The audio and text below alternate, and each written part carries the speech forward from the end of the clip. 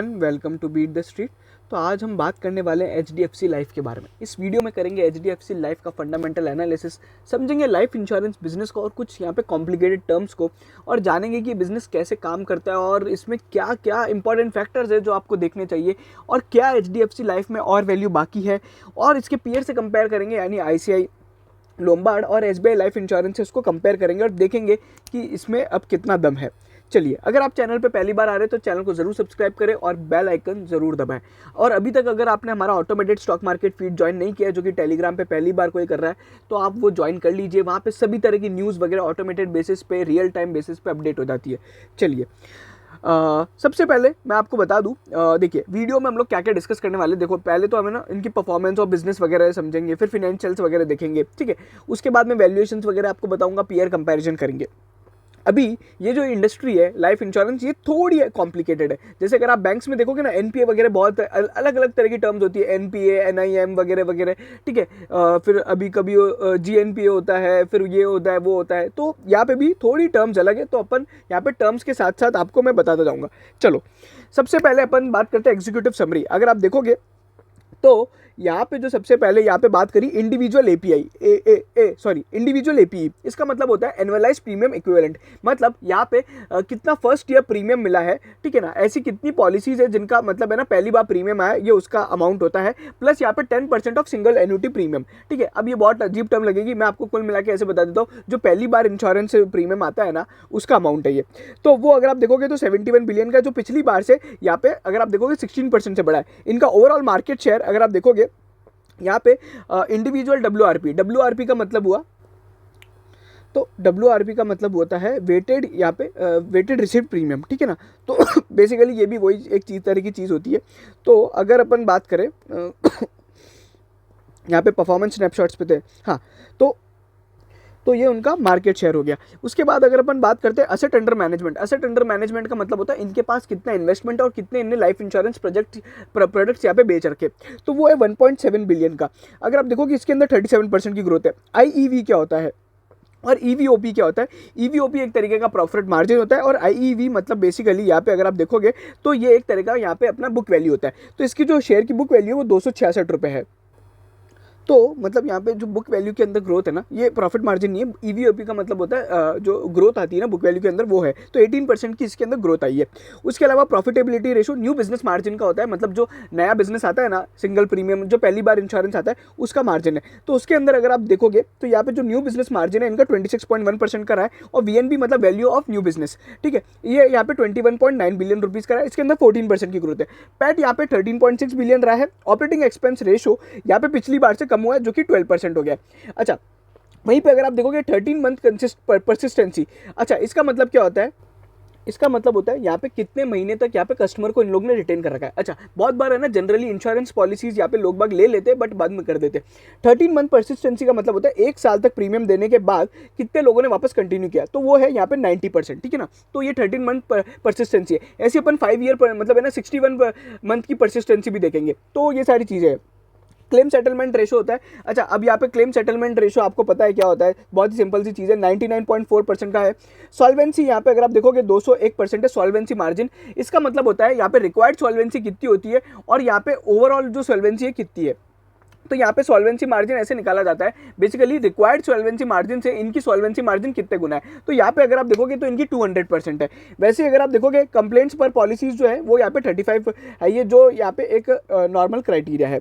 अच्छा, अगर आप देखोगे ओवरऑल यहाँ पे जो ग्रोथ देखोगे तो यहाँ पे अच्छी खासी एक है ना ग्रोथ देखने को मिली है। Q1 में प्रॉब्लम होने के बाद यहाँ पे जो ग्रोथ आई थी, अगर आप देखोगे तो Q3 के अंदर यहाँ पे जो Q4 के अंदर ग्रोथ है वो 40% की। तो ओवरऑल यहाँ पे जो बिजनेस के अंदर ग्रोथ आई है वो काफ़ी अच्छी है, ठीक है। एज कम्पेयर टू अगर अपन पिछली बार से कंपेयर करें तो यहाँ पे जो इस बिजनेस के अंदर ग्रोथ है वो यहाँ पे एक है ना फ्लैट ग्रोथ रही है। उसी के अलावा बट यहाँ पे जो एक इंपॉर्टेंट फैक्टर है कि यहाँ पे ओवरऑल इंडस्ट्री का जो ग्रोथ रहा है, यहाँ पे HDFC का यहाँ पे अगर आप देखोगे लाइफ का 17% है, प्राइवेट सेक्टर का 8% है, और 3% यहाँ पे इंडस्ट्री का ग्रोथ है। अच्छा, यहाँ पे आप सभी को पता है LIC यहाँ पे है ना ओवरऑल मार्केट लीडर है। अगर आप देखते हो तो वो यहाँ पे मार्केट लीडर है। उसके अलावा यहाँ पे एपीई का यहाँ पे बताया कि यहाँ पे क्या क्या होता है। अच्छा, यहाँ पे एपीई का मतलब क्या होता है, ये पार, नॉन पार, यूलिप और नॉन पार प्रोटेक्शन एन्युइटी। अच्छा, इसमें जो सबसे इंपॉर्टेंट फैक्टर है ना, ये ऐसा एपीई है बेसिकली, ये इंश्योरेंस प्लस सेविंग्स, और इसमें जो नॉन पार सेविंग्स होती है वो 31% है। ये यहाँ पे क्यों प्रॉब्लमेटिक है, इसमें है ना कंपनी ने गारंटीड रिटर्न यहाँ पे बोल रखे कि हम लोग इतना % का रिटर्न देंगे, ठीक है। तो ये वाली जो एपीई होता है ना, ये थोड़ा प्रॉब्लमेटिक होता है। क्यों, अगर मान लीजिए वो रिटर्न अर्न नहीं कर पाए तो उनको फिर भी देना पड़ेगा, ठीक है। और नॉन पार सेविंग्स जितना कम होता जाएगा उतना अच्छा है। बट यहाँ पे अगर आप देखोगे ओवरऑल इंडस्ट्री में सबसे ज़्यादा नॉन पार जो सेविंग्स होती है वो यहाँ पे एचडीएफसी लाइफ की सबसे ज़्यादा है, ठीक है। उसी के अलावा अगर अपन बात करते हैं यहाँ पे इनका जो चैनल है, ये किस किस तरीके से यहाँ पे इंश्योरेंस को यहाँ पे प्रोक्योर करते हैं। अगर आप देखोगे बैंक का इंश्योरेंस, इसका मतलब है बैंक के थ्रू। एचडीएफसी लाइफ अपने प्रमोटर एचडीएफसी बैंक के थ्रू सबसे ज़्यादा पॉलिसीज लेता है, और इस पे जितना अगर यहाँ पे जो डिपेंडेंसी वो कम होती जाएगी, उतना मतलब पता पड़ेगा कि एचडीएफसी लाइफ की ओवरऑल मार्केटिंग, जो इंडिविजुअल मार्केटिंग स्ट्रेटेजी है वो कितनी स्ट्रॉन्ग है। अगर आप देखोगे फिर ब्रोकर से होता है, ब्रोकर्स में पैसा वगैरह लगता है, एजेंसी भी एक तरीके का वही होता है, और डायरेक्ट मतलब डायरेक्ट है ना, कंपनी के पास आप गए, एचडीएफसी लाइफ के ब्रांच पे गए और आप यहाँ पे पॉलिसी ले लिए, तो वो तरीके का होता है। बट अभी भी अगर आप देखोगे मोटा मोटी 60% बिजनेस यहाँ पे एचडीएफसी बैंक के थ्रू आता है, तो यहाँ पे डिपेंडेंसी पता पड़ती है। उसी के अलावा यहाँ पे अगर आप देखोगे रिन्यूअल प्रीमियम के अंदर यहाँ पे जो ग्रोथ देखने को मिली है वो काफ़ी अच्छी है। 184.8 बिलियन का यहाँ पे ग्रोथ रही है, मतलब अमाउंट रहा है, और 19% के अंदर इसके अंदर ग्रोथ रही है। सॉल्वेंसी मार्जिन अगर आप देखते हो तो यहाँ पे काफ़ी अच्छी रही है, पिछली बार से सॉल्वेंसी मार्जिन यहाँ पे बढ़ा है। और वहीं पे वीएनबी मार्जिन, बेसिकली जो न्यू बिजनेस का मार्जिन होता है, उसके अंदर यहाँ पे एक अच्छा खासा यहाँ पे ग्रोथ देखने को मिली है, जो अगर आप देखोगे FY20 में 25.9% था, बट यहाँ पे 26.1% हो गया है। और अगर आप देखोगे Q4 के आते आते कंपनी ने 27% का मार्जिन अचीव किया था। प्रॉफिट आफ्टर टैक्स आपको पता है 4.1 बिलियन रुपीज़ का यहाँ पे डिविडेंड अनाउंस किया था। ओवरऑल इनका जो प्रॉफिट रहा है वो 13.6 बिलियन रुपीज़ रहा है। उसके अलावा यहाँ पे 5% इंक्रीज है। तो अगर आप देखोगे पूरे, अगर अपन ने जितने भी टर्म्स देखे ना, सिंगल डिजिट यहाँ पे ग्रोथ देखने को मिली है। उसके अलावा यहाँ पे जो इनकी स्ट्रेटेजीज रहती है वो यहाँ पे बता रखा है, जो ओवरऑल यहाँ पे ना नए प्रोडक्ट लेने की और वो सभी जो कंपनीज काम करती है ना, तो ये सारी चीज़ें हैं। फिर वहीं पे अगर आप देखोगे प्रॉफिटेबल ग्रोथ और ये सारी चीज़ें दे रखी है, ये है ना पूरे साल का चिट्टा बिट्टा है। अगर आप देखोगे न्यू बिजनेस मार्जिन में कैसे हेल्दी ग्रोथ देखने को मिली है, फिर वैल्यू ऑफ न्यू बिजनेस भी बढ़ता गया है, और कोविड के कारण तो बढ़ ही गया है। और यहाँ पे प्रॉफिट आफ्टर टैक्स के अलावा भी एक इंपॉर्टेंट फैक्टर होता है जो अपने को देखना रहता है, वो होता है अंडर राइटिंग प्रॉफिट्स, ठीक है। और यहाँ पे शेयर होल्डर सरप्लस, और यहाँ पे एक पैट होता है। तो ये तो हो गया अपना है ना रेवेन्यू माइनस एक्सपेंसेस। और यहाँ पे under writing profits, basically under writing profit को आप बेसिकली आप बोल सकते हो ये ऑपरेटिंग प्रॉफिट है, ठीक है ना। तो ये तरीके का यहाँ पे सिंपल टर्म्स में मैं आपको समझा रहा हूँ, अगर आप ज़्यादा उसको कॉम्प्लिकेट करोगे तो समझेगा नहीं, ठीक है। फिर अंडर राइटिंग प्रॉफिट्स का ब्रेकअप है। अगर आप देखोगे बैकअप बुक सरप्लस, मतलब जो पुरानी बुक से सरप्लस जनरेट हो रहा है वो है। और यहाँ पे जो बेसिकली अगर आप देखोगे जो न्यू बिजनेस मार्जिन का स्ट्रेन है वो यहाँ पे बताया जा रहा है। तो ये सारी चीज़ें हैं। उसके बाद यहाँ पे आईईवी, जो कि अपन ने अगर आप देखोगे तो बुक वैल्यू के अंदर कैसे चेंज आया है, 206 रुपीज़ से 266 रुपीज़ की इसकी बुक वैल्यू हो गई है। तो अभी अगर आप देखोगे एचडीएफसी का भाव करीबन 700 रुपये चल रहा है, और 266 रुपये इसकी बुक वैल्यू है। तो लगभग अगर आप देखोगे तो मोटा मोटी है ना 3 से 4 रुपये का इसका प्राइस टू बुक रेशो रहेगा, ठीक है। 4 तो नहीं रहेगा बल्कि 3 से 4 के बीच में रहेगा, तो आप वो समझ सकते हो, ठीक है ना। तो लगभग 3 के लगभग बैठेगा, है ना, तो 3 के आसपास आएगा प्राइस टू बुक रेशो, तो वो है। उसके अलावा अगर आप देखोगे तो इनकी ये डाइवर्सिफाइड स्ट्रेटेजीज है। यहाँ पे अगर आप देखोगे इनका जो डिस्ट्रीब्यूशन मिक्स है वो बहुत ज़्यादा है। अगर आप देखोगे नए नए इकोसिस्टम भी आ रहे हैं, जैसे कि अगर आप देखोगे यहाँ पे जो तरह तरह की यहाँ पे जो इंश्योरेंस कंपनीज आ रही है, नए नए जो ई इंश्योरेंस वगैरह चल रहे हैं, और इनकी जो पार्टनरशिप है वो कितने सारे बैंकों के साथ है। यहाँ पे 250+ ट्रेडिशनल पार्टनरशिप्स है, तो उसके बारे में बताया है। उसके अलावा यहाँ पे जो ये टेक्नोलॉजी का यूज़ कर रहे हैं उसके बारे में बताया कि कैसे कैसे अब यहाँ पे इंश्योरेंस ये लोग है ना उसमें डिजिटली ये कर रहे हैं। अच्छा, ये कस्टमर नीड्स है। यहाँ पे अगर आप देखोगे ये बेसिकली है ना एक चार्ट है आपकी समझने के लिए कि कितने कितने लोग, किस तरह के लोग यहाँ पे किस तरीका यहाँ पे इंश्योरेंस प्रोडक्ट लेते हैं। तो अगर आप देखोगे यहाँ पे जो नीड्स है ये ऑब्जेक्टिव है उनका। उसके बाद यहाँ पे यूएल मतलब जो नॉर्मल अपना है ना यूनिवर्सल लाइफ इंश्योरेंस पॉलिसी हो गया। फिर पार मतलब मैंने आपको समझाया था पार नॉन पार क्या होता है, प्रोटेक्शन और फिर एन्युइटी। तो ये तरह के होते हैं, और ये यहाँ पे चिट्टा बिट्टा दे रखा है, तो इससे अपने को इतना ज़्यादा दिमाग नहीं लगाना है, बेसिकली इंडस्ट्रियल डेटा है। उसके अलावा इन लोग ने कैसे अपना मार्केट थ्रू यहाँ पे अगर आप देखोगे तो यहाँ पे वो किया है, तो यहाँ पे बेसिकली कंपनी ने तरह तरह के यहाँ पे है ना प्रोडक्ट्स लॉन्च किए थे, उसके बारे में बताया और ये सारी चीज़ें हैं। और उसी के अलावा यहाँ पे कंपनी की जो ग्रोथ है उसके अंदर यहाँ पे कंपनी ने बताया कि प्रोटेक्शन वाला जो बिजनेस है उसके अंदर यहाँ पे कितनी ग्रोथ देखने को मिली है, वो यहाँ पे कंपनी ने बताया है। ठीक है, तो ये सारी चीज़ें हैं। उसके अलावा भी मैंने जो ये आपको बताया था, सेविंग्स और पार सेविंग्स वाला बता दिया था, और प्रोटेक्शन वाला जो बिजनेस है वो मैंने आपको बताया था कि कैसे प्रोटेक्शन बेसिकली सिंपल इंश्योरेंस, और सेविंग्स मतलब इंश्योरेंस प्लस यहाँ पे अगर आप देखोगे सेविंग्स प्लस इंश्योरेंस हो गया। ठीक है, उसके अलावा यहाँ पे कंपनी की जो आगे अपॉर्चुनिटीज़ है वो यहाँ पे एनपीएस में है, इमीडिएट और डेफर्ड एन्युटी, और ग्रुप सुपर एनुएशन फंड, और इंडिविजुअल इनकम प्लस में है। तो ये यहाँ पे इनका जो बेसिकली यहाँ पे ग्रोथ का टारगेट है वो 3x का है इस पर्टिकुलर यहाँ पे सेगमेंट के अंदर। तो उसके अलावा अब मैं आपको फटाफट ये बता देता हूँ, इनकी बहुत तरह तरह की यहाँ पे चीज़ें हैं। ये तो इनका पार्टनर इंटीग्रेशन है, कैसे ये लोग है ना HDFC life, HDFC bank, life next, Insta PRL, Paytm और इनके साथ एयरटेल और पार्टनर पोर्टल के साथ काम करते हैं।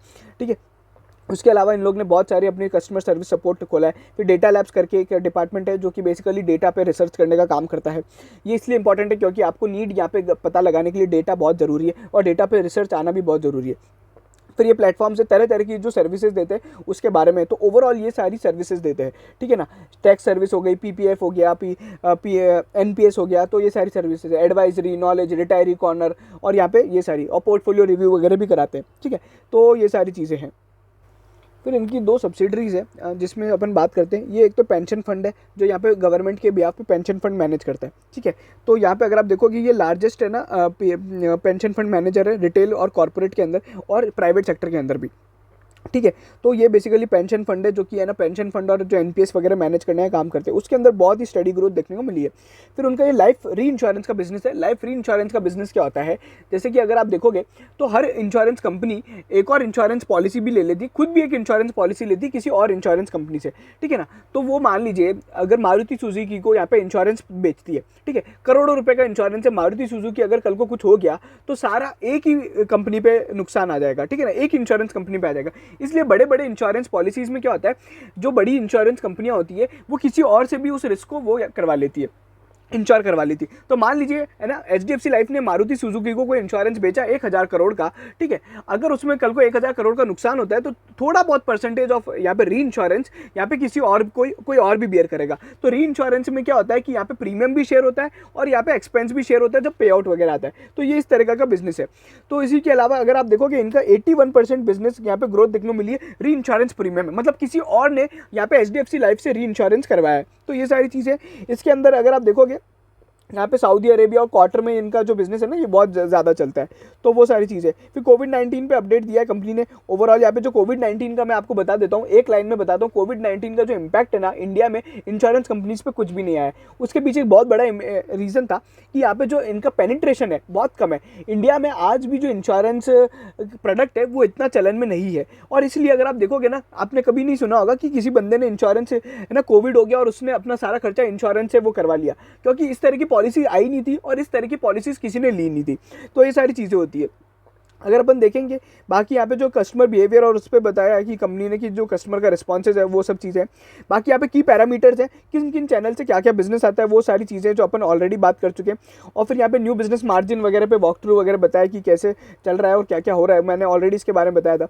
अच्छा, ये सेंसिटिविटी एनालिसिस है। ये क्या है, बेसिकली रेफरेंस रेट। अगर आरबीआई का रेट बदलता है तो इनका बेसिकली है ना जो एंटरप्राइज वैल्यू, जो कि अगर आप देखोगे जो इनका टोटल बिजनेस है वो कैसे बदलेगा, और यहाँ पे जो न्यू बिजनेस का मार्जिन है वो यहाँ पे कैसे बदलेगा। तो ये सारी चीज़ें, इक्विटी मार्केट का मूवमेंट यहाँ पे किस तरीके से अगर आप देखोगे ना तो ये इनकी सेंसिटिविटी है।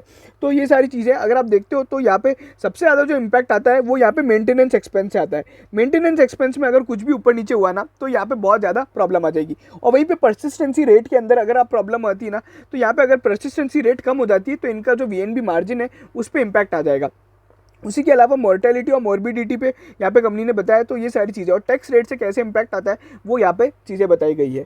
उसके अलावा यहाँ पे अगर अपन देखेंगे एसेट अंडर मैनेजमेंट मैंने आपको बताया था कैसे कैसे होता है, इसमें डेब्ट टू इक्विटी भी है। फिर यहाँ पे जो ट्रेडिशनल लाइफ इंश्योरेंस पॉलिसीज है उसका यहाँ पे शेयर बताया रखा है। उसके अलावा अगर आप देखोगे चेंज इन AUM यहाँ पे दिखा है, तो यहाँ पे अगर आप देखोगे नेट फंड इनफ्लो है, फिर मार्केट मूवमेंट्स के कारण है, और फिर यहाँ पे ओवरऑल चेंज इन AUM है, और बाकी अगर आप देखोगे तो नेट इन्वेस्टमेंट इनकम है। तो इस तरीके से यहाँ पे है ना ये चेंज देखने को मिला है। अच्छा, उसके अलावा यहाँ पे जो मैंने आपको बताना था कि जो डिविडेंड वगैरह है वो यहाँ पे जो न्यू बिजनेस ग्रोथ है, प्रीमियम ग्रोथ है, वो 17% की रही है, जो कि मैंने बताया था। फिर यहाँ पे ये रिक्वायर्ड सॉल्वेंसी मार्जिन है 100% पे, 100-150% पे ये होगा। और उसके अलावा जो इनका सरप्लस कैपिटल है वो ये है। तो इसी तरीके से यहाँ पे जो इनका सॉल्वेंसी मार्जिन है वो इस तरीके से निकाला गया है। तो ओवरऑल यहाँ पे जो अगर आप देखोगे तो सॉल्वेंसी मार्जिन काफ़ी अच्छा है, ठीक है। तो 201% का है। और यहाँ पे ASM basically available solvency margin है, और उसी के तरह से ये निकाला गया है, ठीक है ना। तो ये सारी चीज़ें, बाकी गवर्नेंस वगैरह में तो आपको पता है एचडीएफसी यहाँ पे बहुत नंबर 1 है। ओवरऑल यहाँ पे कभी भी कॉर्पोरेट गवर्नेंस के इतने प्रॉब्लम नहीं आते। एचडीएफसी एक प्रोफेशनली गवर्न ग्रुप है, और यहाँ पे बहुत ही ज़्यादा वैल्यू क्रिएशन देखने को मिलता है। कोई भी अगर आप कंपनी में देख लो, HDFC life, HDFC AMC, bank वगैरह जो भी होती है ना, सब में यहाँ पे बहुत ज़्यादा ये सारी चीज़ें मिलती है।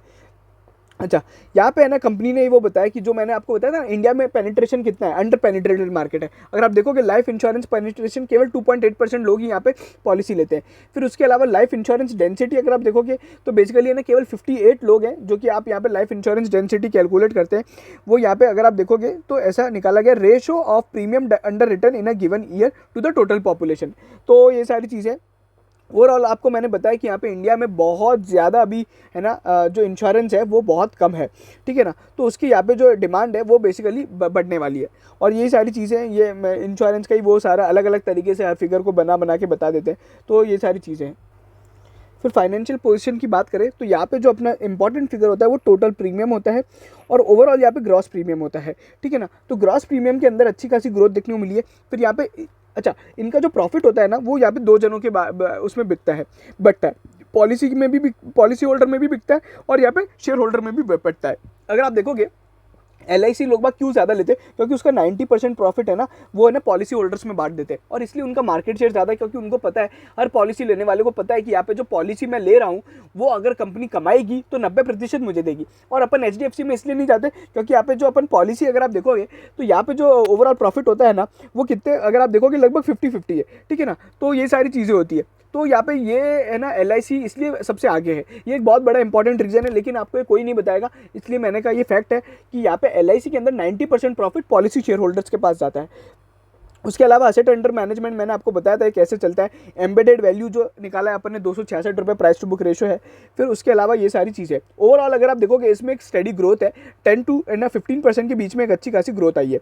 उसके अलावा यहाँ पे अगर अपन देखेंगे ये इनका ओवरऑल यहाँ पे है ना प्रोटेक्शन बिजनेस वगैरह है, वो सारी चीज़ें कि कहाँ कहाँ से बिजनेस कैसे कैसे आता है, और वो सारी चीज़ें ये पूरा है ना बिजनेस मिक्स है। तो इसके पूरी समरी दे रखी है जो अपन ने ना काफ़ी डिटेल में देख ली थी। बाकी यहाँ पे आप देख सकते हो इसमें यहाँ पे जो प्रोविजंस वगैरह होते हैं ना ये है ना एक्चुअरीज बनाते हैं, ताकि वो लोग पता कर सके कि आने वाला जो इनका बिजनेस है आने वाले टाइम में इनको कितना एक्सपेक्टेड पे आउट देना पड़ेगा, तो उस अकॉर्डिंग इसको बनाया जाता है, ठीक है। तो ये सारी चीज़ें थी। बाकी ओवरऑल मैंने आपको सारी चीज़ें बता दी है। और इनकी जो बोरोइंग्स है वो अगर आप देखोगे तो मार्च 21 में कंपनी ने नई बोरोइंग्स उठाई है, जो कि आप यहाँ पे देख सकते हो, वो पिछली बार नहीं थी। ओवरऑल यहाँ पे अगर आप देखोगे शेयर होल्डर्स इन्वेस्टमेंट कितना है, और यहाँ पे अगर आप देखोगे पॉलिसी, यहाँ पे अगर आप देखोगे इन्वेस्टमेंट वगैरह अलग अलग है। तो इस तरीके से ये काम करता है, और ये पूरा बिजनेस इस तरीके से चलता है, ठीक है। बाकी अगर आप देखोगे तो यहाँ पे जो मेरे को वो बताना था कि जो लाइफ एक्सपेक्टेंसी वाला वो था, परसिस्टेंसी वाला था, वो भी मैंने बता देता हूँ भले एक बार। ये देखिए, अगर आप देखोगे इनका परसिस्टेंसी रेशो जो है 53% ऐसे लोग हैं जो है ना 5 साल बाद होने के बाद भी अपनी पॉलिसी कंटिन्यू कर रहे हैं, ठीक है ना। 100 लोगों ने चालू करी थी 5 साल पहले, उसमें से अभी तक 53% लोग यहाँ पे हैं, और ये ओवरऑल जो रेशो है ये स्टेबल रहा है। तो इस तरीके से यहाँ पे काम करते हैं। ओवरऑल यहाँ पे HDFC की जो वैल्यूएशंस है वो यहाँ पे अगर आप देखोगे उनके पीयर्स से दोनों से ज़्यादा है ओवरऑल। मैं क्योंकि उसके यहाँ पे पीछे है कि ये एक प्रोफेशनली मैनेज्ड है, और यहाँ पे HDFC ग्रुप का प्रीमियम लगता है। अगर आप देखोगे किसी भी कंपनी का HDFC के साथ नाम जुड़ जाता है तो ऑटोमेटिकली प्रीमियम होता है, क्योंकि अगर आप देखोगे SBI ओवरऑल घूम फिर के तो एक PSU है, तो उसकी परफॉर्मेंस भी बिल्कुल वैसी ही रहती है, ठीक है। तो अब अपन सीधा है ना यहाँ पे टेक्निकल चार्ट्स पे चलेंगे, और मैं आपको बताऊँगा उसमें आपको क्या करना चाहिए, अभी क्या चल रहा है। तो अभी अगर आप देखोगे तो आज स्टॉक ऑलरेडी है ना 2-3 दिन में काफ़ी अच्छी खासी रैली देख चुका है। तो यहाँ पे अगर आप देखोगे इनका जो मिड टर्म रेजिस्टेंस है वो 727 रुपये का है। वहीं पे अगर आप देखोगे जो इनका सबसे पहला जो सपोर्ट बनता है वो 653 का बनता है, जो कि मेरे हिसाब से भी एकदम सही सपोर्ट है। आई एग्री दिस है ना कि यहाँ पे जो सपोर्ट है वो 653 का है, और बाकी 727 रुपये का यहाँ पे एक है ना मिड टर्म रेजिस्टेंस है। तो अब यहाँ पे जो चार्ट है ना, ये बेसिकली बिल्कुल राउंड बॉटम बन रहा है। पहले यहाँ पे यही एक है ना टारगेट बनाया था इन लोग ने, लगभग जो 740 रुपये का बना था, और वापस ये यहाँ से अब है ना ऊपर जा रहा है। ठीक है, तो ये इसको अपन बोलते हैं राउंड बॉटम चार्ट। ठीक है, तो यहाँ पे ये सारी चीज़ें हो रही है। और अभी अगर आप देखोगे तो यहाँ पे वॉल्यूम्स भी काफ़ी हेल्दी है। ठीक है, बड़े बड़े यहाँ पे जो कैंडल्स बन रही है उसके अकॉर्डिंगली यहाँ पे ये सारी चीज़ें हो रही है। ठीक है, तो ये जो एक ब्रेकआउट है, ये एक बेसिकली ये है ना मल्टी ईयर ब्रेकआउट नहीं है, बल्कि मल्टी मंथ ब्रेकआउट है, मंथली ब्रेकआउट है। तो यहाँ पे ये जो अगर लेवल क्रॉस होता है 727 का, तो सीधा अपने को जो लेवल्स दिखेंगे वो 750 और यहाँ पे 800 रुपये तक के लेवल देखने को मिल सकते हैं। ओवरऑल मैं आपको बोलूँगा कि इसमें देखो शॉर्ट टर्म के लिए लेना है नहीं लेना वो मुझे नहीं पता, बट मैं आपको बोल सकता हूँ कि लॉन्ग टर्म के लिए अगर आप इसको 5 साल के लिए रखते हो ना, तो ये स्टॉक में आपको अच्छी खासी वेल्थ क्रिएट हो। एक बहुत ही सेफ बैट है, इसमें ज़्यादा कुछ होगा भी नहीं। ठीक है, अगर आप देखोगे इसका जो स्टॉक का मूवमेंट है वो भी एक बहुत ही डिसेंट है। अगर आप देखोगे एक महीने में कुछ मूवमेंट नहीं दिया। ठीक है, और जो रिटर्न्स भी दिए ना वो एक बहुत ही नॉर्मल रिटर्न्स दिए, कुछ ज़्यादा रिटर्न्स नहीं दिए, क्योंकि अभी भी अंडर पेनिट्रेशन है। इतनी हालत ख़राब होने के बाद भी लगभग है ना 15% की ग्रोथ देखने को मिली है। तो ये एक चीज़ समझनी चाहिए कि यहाँ पे इंश्योरेंस बहुत अंडर पेनिट्रेटेड है, और लोग बाग जैसे जैसे है ना बढ़ते जाएंगे ना, इंश्योरेंस के बारे में जानते जाएंगे ना, तो यहाँ पे इसका मार्केट बढ़ता जाएगा। तो अभी भी इंडिया में जो इंश्योरेंस कंपनीज़ है वो ग्रोथ फेज़ में, ना कि मैच्योर्ड फेज़ में, और इसलिए इंडिया की जो इंश्योरेंस कंपनीज़ है उनके वैल्यूएशंस बहुत ज़्यादा है as compare to global peers. क्योंकि वहाँ पे अगर आप यूएस की इंश्योरेंस कंपनी देखोगे तो, क्योंकि यूएस में तो पेनिट्रेटेड मार्केट है, वहाँ सभी को पता है इंश्योरेंस क्या होता है, तो वहाँ पर अभी ग्रोथ इतनी नहीं है, बट यहाँ पर आने वाले 5 साल में वो ग्रोथ आएगी। तो यहाँ पर ये सारी चीज़ें होंगी। तो यहाँ पर मैं क्या बोलता हूँ आपको कि आप इसको लगभग 2-3 साल के लिए रखो, तो यहाँ पे जो आपको टारगेट जो देखने को मिलेंगे ना, वो यहाँ से आपको 1500 रुपये 1700 रुपये तक के लेवल देखने को मिल सकते हैं, और ये एकदम बढ़िया कंपनी है। अच्छा, लेवल्स क्या हो सकते हैं लॉन्ग टर्म के लिए? अबे हमें हमेशा बोलता हूँ कि स्टैगर्ड बाइंग करते चलो, 700 पे भी खरीदो, 750 पे भी खरीदो, 650 पे भी खरीदो, क्योंकि अपने को अगर लॉन्ग टर्म के लिए खरीदना है तो अपन कभी भी एक साथ एक भाव पे नहीं घुसेंगे, हर भाव पे यहाँ पे बाइंग करते चले। ठीक है, अच्छा बाकी अगर आप ये जानना चाहते हैं कि यहाँ पे क्वार्टर 1 कैसा रहेगा, तो क्वार्टर 1 ओवरऑल जो मैनेजमेंट ने बोला था कि पॉजिटिव रहेगा बिकॉज ऑफ सेकंड वेव। यहाँ पे बहुत सारी चीज़ें है ना, एक वो हो गई थी कि लोग डर गए थे, तो उस कारण वापस जो इंश्योरेंस बिजनेस है ना वो वापस बढ़ गया है, तो अपटिक आपको देखने को मिलेगा। और ओवरऑल मैंने आपको बताया था कि 40% ग्रोथ देखने को मिली थी यहाँ पे, अगर आप YOY बेसिस पे कंपेयर करते हो Q4 के अंदर। तो ये सारी चीज़ें, और यहाँ पे मैंने आपको बाकी सारी चीज़ें भी बता दी है।